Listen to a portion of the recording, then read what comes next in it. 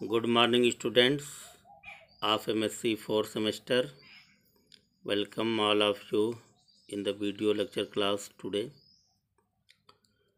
I am going to discuss about the remaining heading of the biotic factors in fish ecology. And the heading is intraspecific interrelationship among fishes.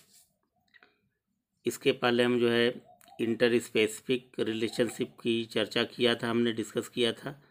अब इसका जो next जो heading है वो intra specific into relationship among fishes, यानी fish का आपस में एक दूसरे के बीच में उनका जो है जो आपस में जो संबंध है, यानी फ़िश के बीच संबंध, एक सिमिलर टाइप के स्पीसीज़ के बीच में क्या वो इंटरेक्शन होता है, इनका क्या संबंध है, क्या रिलेशनशिप है, ये जो है इस हेडिंग में दर्शाया गया है, दिखाया गया है। तो ये भी एक फैक्टर है, क्योंकि ये रिलेशनशिप का फैक्टर है। जैसे बहुत तरह के फैक्टर्स होते हैं, उसी तरह की ये भी एक फैक्टर है, ये भी एक कारक है।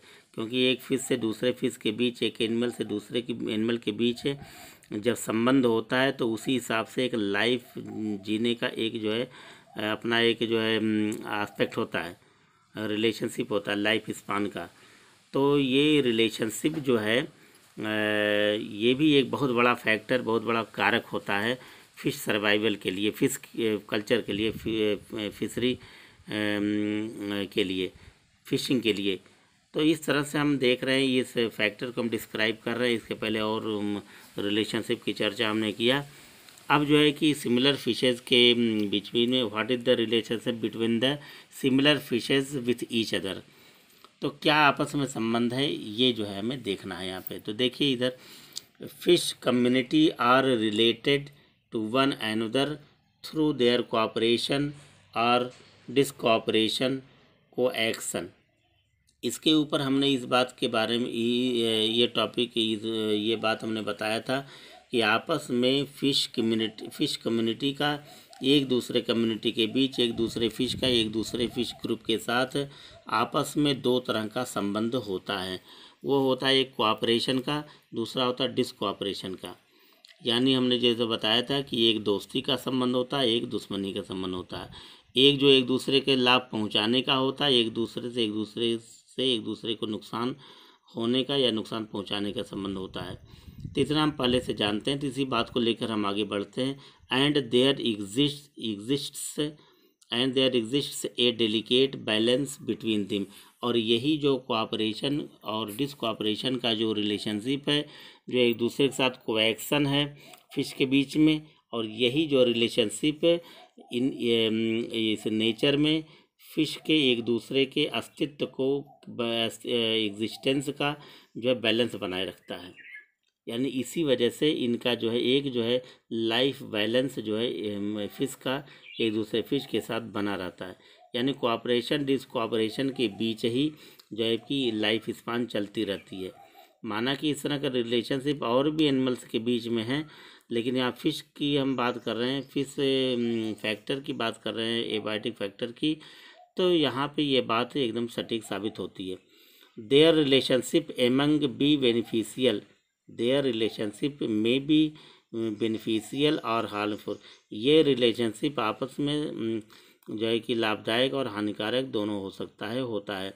अफेक्टिंग ए सिंगल स्पीसीज़, जिसमें एक सिंगल स्पीसीज़ अफेक्टेड होती है, प्रभावित होती है, या नहीं तो एक ग्रुप ऑफ स्पीसीज़ या पूरा ग्रुप ऑफ स्पीसीज़ भी इस रिलेशनशिप से प्रभावित होते हैं। और इवन द होल कम्युनिटी, या पूरी की पूरी फ़िश कम्युनिटी भी इस रिलेशनशिप से प्रभावित होती है। यानी जो कोऑपरेशन और डिसकोऑपरेशन का जो रिलेशनशिप है, कोएक्शन है, ये सिर्फ एक जो है सिंगल स्पीसीज़ को ही नहीं, बल्कि पूरे ग्रुप ऑफ स्पीसीज़ को भी, और ग्रुप ऑफ स्पीसीज़ ही नहीं बल्कि पूरे के पूरे फ़िश कम्युनिटी को जो है प्रभावित करती है, इफेक्ट डालती है, प्रभावित करती है, या इसका असर पड़ता है। The intraspecific relationship are influenced by, ये जो एक दूसरे से आपस में जो संबंध है इसका ये जो है कुछ और भी जो है कि जो हेडिंग्स है जिसको ये प्रभावित करती है। यानी कि इंट्रा स्पेसिफिक एक फिश से दूसरे फिश के बीच का जो रिलेशनशिप है वो कोऑपरेशन और डिसकोऑपरेशन के साथ साथ कुछ ऐसे यहाँ पे हम हेडिंग दे रहे हैं सामने, जो ये भी इसको भी ये प्रभावित करते हैं। वो कौन कौन से हैं देखिए। फर्स्ट है रिप्रोडक्शन, यानी फिश से एक दूसरे फिश के साथ जो आपस में जो संबंध है कोऑपरेशन या डिसकोऑपरेशन का, उससे जो है कि कहीं न कहीं इस पर भी असर पड़ता है, रिप्रोडक्शन पे असर पड़ता है। कंपटीशन फॉर फूड, इस पे भी असर पड़ता है। कंपटीशन फॉर स्पेस, इस पे भी असर पड़ता है। Competition of mate, competition for mating के लिए जो कंपटीशन होता है उस पर भी इसका जो है कि इफेक्ट है। और social life and communal relationship पे भी असर पड़ता है। पेरेंटल केयर पे भी असर पड़ता है। डिफिनिट हॉस्टिलिटी पे भी पड़ता है। यानी ये कई हेडिंग्स हैं जो हमने दिखाया, कई पॉइंट हैं। अगर ये जो इंट्रा स्पेसिफिक रिलेशनशिप है वो एक दूसरे के बीच में काम कर रहा है तो कहीं न कहीं ये सब चीज़ें जो है कि प्रभावित होती हैं इससे। तो आगे हम देखते हैं some animals actually do depend on other because of the food. यानी कि बहुत से स्पीसीज एक दूसरे के बीच जो है जो एक दूसरे पर जो डिपेंड करती हैं वो फूड के लिए। जैसे हमने कहा एक मछली दूसरे मछली को खाती है, बड़ी मछली दूसरी छोटी मछली को निगल जाती है, यानी ये फूड का रिलेशनशिप है। इस तरह से वो डिपेंड करती हैं, यानी बड़ी मछली छोटी मछली पर डिपेंड करती है। बट आल्सो दो सिम्बियोटिक रिलेशनशिप, और लेकिन इसके साथ साथ सिम्बियोटिक रिलेशनशिप भी होता है। Symbiotic relationship are when two creatures benefit by helping each other. हमने जैसा कि बताया पहले, सिम्बियोटिक जो रिलेशनशिप होता है वो एक दूसरे का हेल्प करते हैं, एक दूसरे को फ़ायदा पहुंचाने वाला संबंध होता है। For example when a little fish eats the dirt out of a big fish's mouth, it gets food and the big fish gets cleaner। यानी कि जैसे एक छोटी फिश है वो किसी डर्ट को खाती है, जैसे कहीं गंदा है, पानी गंदा है, अगर उसमें से फूड मटेरियल को तलाश करके अगर छोटी मछली खा रही है तो अगर वो डर्ट है यानी कि उसमें सस्पेंडेड पार्टिकल है, अगर उसको खा जाती है छोटी मछली तो वहाँ का पानी साफ़ हो जाएगा। जब पानी साफ़ हो जाएगा तो जो बड़ी मछली है वो उस साफ़ पानी में देख लेगी कि छोटी मछली यहाँ पर मौजूद है तो बड़ी मछली उसको खा जाएगी। तो इस तरह से देखते हैं कि when a little fish eats the dirt out of a big fishes mouth, यानी कि जो है उस बीच जो है कि वो छोटी मछली बड़ी मछली के मुख में आ जाती है, माउथ में आ जाती है, और इस तरह से बड़ी मछली का तो फ़ायदा हो जाता है।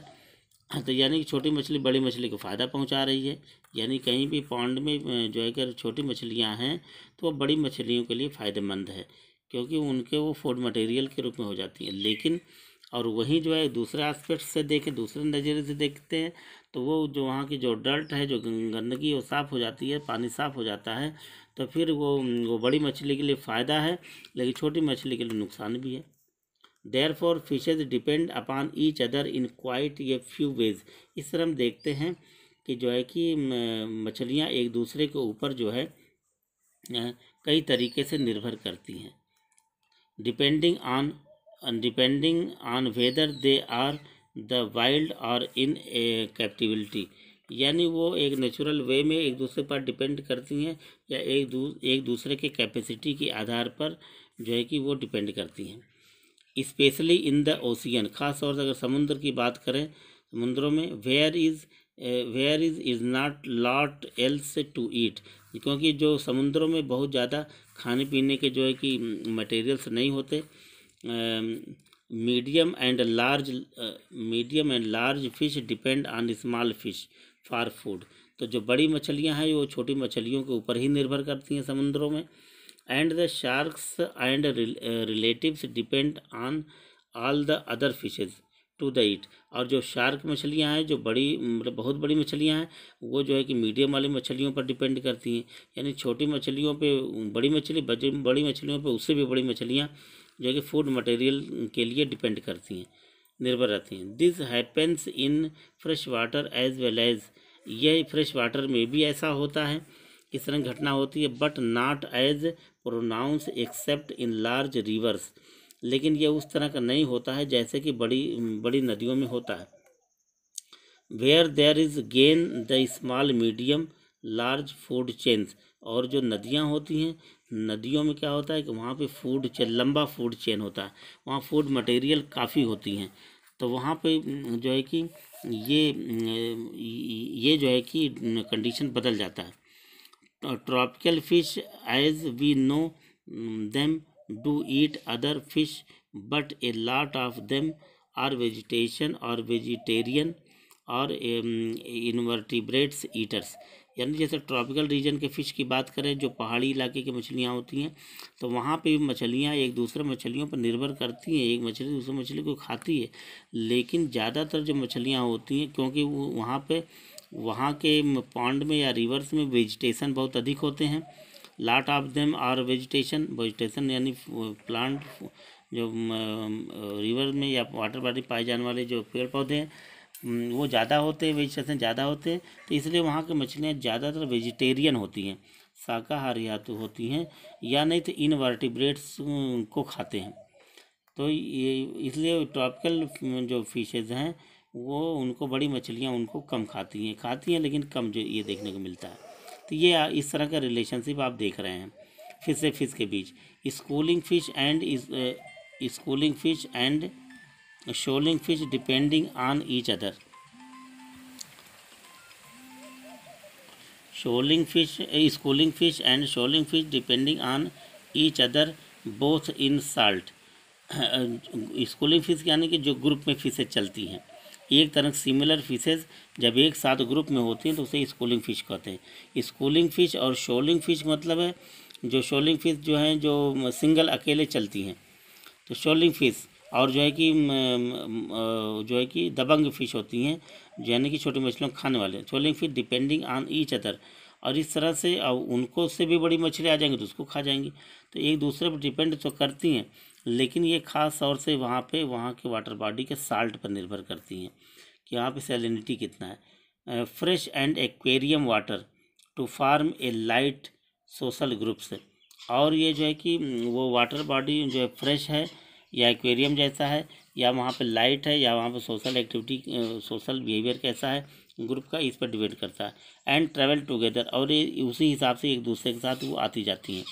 यूजुअली फास्ट एंड मिनिमाइज, और वो इस आधार पर बहुत तेज़ी से आना जाना इनका होता है, और वहाँ पे एक दूसरे के साथ जो डैमेज होता है वो कम होता है, नुकसान कम होता है।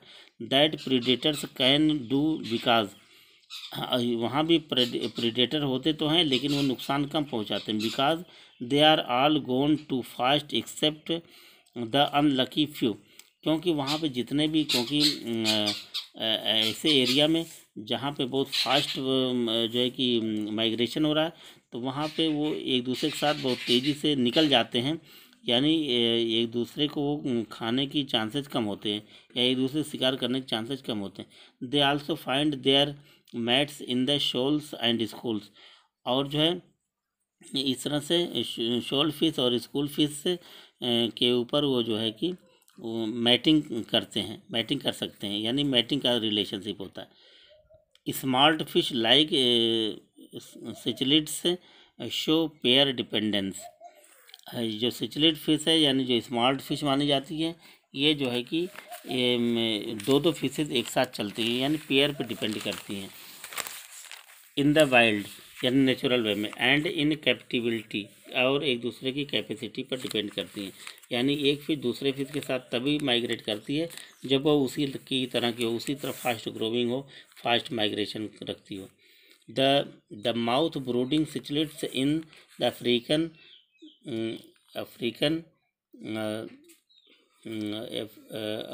Rift lakes have complex sexual displays, यानी सिचलिड जो हैं साउथ अफ्रीका के बेल्ट में पाए जाने वाले, तो वो जो है कि अपने ब्रूड को, अपने एग को माउथ में लिए रहते हैं जब तक कि वो उसके एग से जो है कि लार्वा या उसके फ्राई बाहर ना जाए।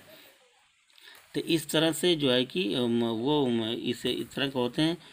तो वो जो इस आपस में जो है कि उनका जो है कि जो सेक्सुअल डिस्प्लेस होता है वो साफ दिखता है, क्योंकि ये ब्रूडिंग को लेकर साथ चलते हैं। Rituals and territorial cooperation even to extend to keeping their eggs in their mouth and young hungry। यानी जब वो माउथ में जब अपने एग को लिए रहते हैं तो काफ़ी दिनों तक, क्योंकि पेरेंटल केयर होता है, ये अपने जो है बच्चों की देख रेख करते हैं, एग की देख रेख करते हैं, तो काफ़ी दिनों तक इस तरह से रहते हैं। तो वो भूखे रहते हैं, यानी हंगरी रहते हैं, क्योंकि माउथ में तो एग रहता है तो कुछ खा नहीं पाते हैं। To protect eggs and fry, क्योंकि अपने एग और फ्राई को प्रोटेक्ट करते रहते हैं। तो इस तरह से जो है कि उनके अंदर काफ़ी जो है हंगरनेस जो है कि कंडीशन रहता है। Even convict cichlids in a small aquarium help each other to build the nets and take care of their young. यानी जो है ये जहाँ पे ये सिचलिट का पूरा ग्रुप होता है वहाँ इस तरह से अपने बच्चों को जो है कि देख रेख करते हैं, और जो है कि ये ग्रुप बना के एक दूसरे के हेल्प करते रहते हैं। यानी सिचलिट इसीलिए बहुत स्मार्ट फिश माना जाता है, जो खास तौर से अफ्रीकन जो है कि बेल्ट में लेक में पाया जाता है। जॉर्ज बार्लो क्या कहते हैं, एक साइंटिस्ट है, इन्होंने इस पर स्टडी किया और बताया the great fish behaviouralist determined that fish talk cichlids. उन्होंने यानी कि जॉर्ज बार्लो ने इस पर स्टडी किया, अध्ययन किया और बताया कि जो सिचलिट फिश होती हैं वो आपस में बात भी करती हैं, टॉकिंग करती हैं, एक दूसरे से बात करती हैं, और उनके शब्द कुछ इस तरह के होते हैं। Particularly have about 15 to 20 words, यानी जो है उनके 15 से 20 ऐसे शब्द होते हैं उसी लैंग्वेज में, उसी बात में आपस में ये बात करती हैं। 15-20 शब्द होते हैं जो आपस में ये उच्चारण करती हैं, और एक दूसरी फिश सिचलिट एक दूसरे की बातों को समझते हैं। That we can not hear, और उनकी बातों को हम सुन नहीं सकते, लेकिन because of their low frequency, क्यों नहीं सुन पाते, क्योंकि उनके जो आपस में बात करने का शब्दों का जो आदान प्रदान होता है उसकी जो फ्रिक्वेंसी जो होती है बहुत कम होती है। They have words to alert others of danger, यानी वो उसी शब्दों का इस्तेमाल करते हैं, अपने 15-20 शब्द की जो बात की गई है, और उसमें एक दूसरे फिश को वे अलर्ट करते हैं खतरा से, दुर्घटना से, कि कोई खतरा होता है तो वो जो है कि एक दूसरे को इस तरह से बोल करके डेंजर्स के लिए अलर्ट कर देते हैं, खतरे से बचाते हैं। एंड टू अट्रैक्ट मैट्स, और उसी शब्दों का इस्तेमाल करके वो एक दूसरे को आकर्षित करते हैं, जिससे कि वो रिप्रोडक्शन कर सकें, उनके साथ मैटिंग कर सकें, उनके साथ जो है कि वो ब्रीडिंग कर सकें। So they are use this and the combination of their displays, इस तरह से वो एक दूसरे से जो है कि कम्बिनेशन बनाते हैं, और ऐसा दिखाई देता है। और जब आपस में इस तरह का जो कम्बिनेशन बनाते हैं, चाहे मैटिंग का है, चाहे वो डेंजर के लिए अलर्ट करने का हो, चाहे वो एक दूसरे का हेल्प करने का हो, तो कैसा दिखता है, वो जो दिखाई देता है, जो एक्टिविटीज़ वो दिखाई देता है। And dances to world of attacks together, यानी कि वो एक डांस करते हुए दिखते हैं एक दूसरे से, और वो एक दूसरे अगर कोई उसके ऊपर अटैक करता है तो उसके लिए भी अलर्ट करते हैं। वर्ल्ड ऑफ अटैक्स टुगेदर और टू फाइट ईच अदर, और फिर जब ग्रुप में रहते हैं, डांस करते हैं, आपस में बातचीत करते हैं, तो वो जो है कि अपने जो दुश्मन है उन पर जो एक साथ अटैक भी करते हैं, क्योंकि ग्रुप में होते हैं। So fish depend on each other for selfish reasons. तीसरा हम देखते हैं कि जो है फिशेज एक दूसरे पर अपने ही मकसद के लिए वो जो है कि डिपेंड करते हैं। लाइक ईटिंग ईच अदर, यानी एक दूसरे अपने भोजन के आधार पर एक दूसरे पर डिपेंड करते हैं, क्योंकि एक दूसरे को खाते हैं। फॉर कंपनी, एक दूसरे के साथ चलने के लिए। फॉर डिफेंस, एक दूसरे को के साथ डिफेंस करने के लिए या बचाव के लिए। And for protecting their mating areas, और अपने प्रोटेक्टिंग एरिया को सेफ रखने के लिए। एंड एग्स एंड फ्राई, और अपने एग और फ्राई को सुरक्षित रखने के लिए, बचाने के लिए। इस तरह हम देखते हैं कि डिफरेंट टाइप के बिहेवियर, सिमिलर टाइप के फिश एक दूसरे के साथ बिहेव करते हैं, शो करते हैं, और जो है कि ये अपने ज़रूरत के हिसाब से आपस में रिलेशनशिप बनाए रहते हैं, जो एक बहुत बड़ा फैक्टर है फिश के सर्वाइवल पर, फिश कल्चर के लिए, फिशरी डिपार्टमेंट के लिए। तो इस तरह से ये बायोटिक फैक्टर का जो सेकंड जो हेडिंग है हमने जो डिस्क्राइब किया, यानी intra specific into relationship among fishes. Similar fishes एक दूसरे से कैसे जुड़ी होती हैं, उनका आपस में क्या रिलेशनशिप होता है, ये टॉपिक यहाँ पे हमने डिस्क्राइब किया और यहीं पे ये टॉपिक समाप्त हो जाता है। तो इस तरह हम देखते हैं कि सिलेबस के हिसाब से फिश इकोलॉजी में ये बायोटिक फैक्टर को हमने डिस्क्राइब कर दिया था पूरा, और दूसरा बायोटिक फैक्टर भी जो है कि डिस्क्राइब हो गया। उसके अलावा ये हमने जो है पोल्यूशन इफेक्टिंग फिशरी ये भी पढ़ा दिया था, और लास्ट में प्लैंकटन के बारे में पढ़ा। यानी कि इसका जो फोर्थ यूनिट है ये पूरा का पूरा जो है समाप्त हो गया, क्योंकि यही पेपर जो है आप दीपू सर से कुछ यूनिट पढ़े थे, इसमें ये यूनिट बचा होता है जिसको हमने डिस्क्राइब किया। इसके बाद इसमें जो शेष जो बचे हुए जो रिमेनिंग पार्ट हैं उसको नेक्स्ट वीडियो में लेकर के हाजिर होंगे। ओके।